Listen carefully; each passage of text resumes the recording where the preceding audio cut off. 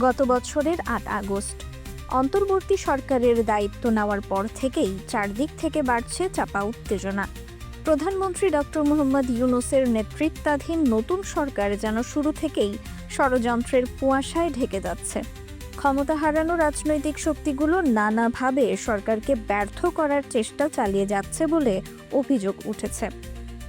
আগের সব পরিকল্পনা ব্যর্থ হওয়ার পর এবার যেন আরও ভয়াবহ কৌশলে ফিরে আসছে পরাজিত গোষ্ঠী। অভিযোগ উঠেছে নিষিদ্ধ রাজনৈতিক দল হিসেবে চিহ্নিত আওয়ামী লীগের ভেতরে গোপনে গড়ে উঠছে এক নতুন ধরনের নাশকতার নেটওয়ার্ক। এই কৌশলের পেছনে রয়েছেন আওয়ামী লীগের দুই প্রভাবশালী নেতা বাহাউদ্দিন নাসিম ও সাইফুজ্জামান শেখর।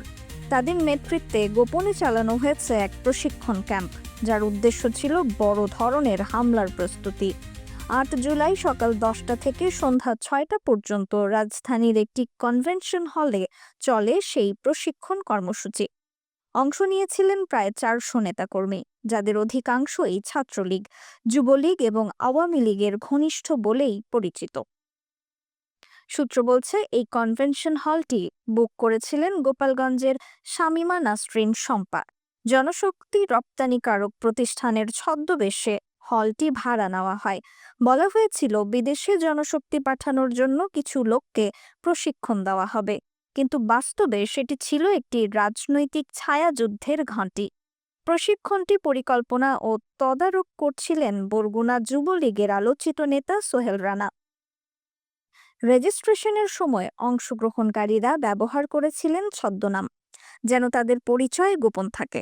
প্রশিক্ষণ শেষ করে সোজা রাজধানীর শাহবাগে অবস্থান নেওয়ার পরিকল্পনা ছিল তাদের, কিন্তু পরিকল্পনার আগেই ভেস্তে যায় ষড়যন্ত্র।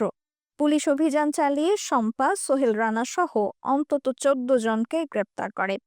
সন্ত্রাস বিরোধী আইনে তাদের বিরুদ্ধে মামলা রুজু হয় এবং 2 দফার রিমান্ডে নেওয়া হয় জিজ্ঞাসাবাদের জন্য।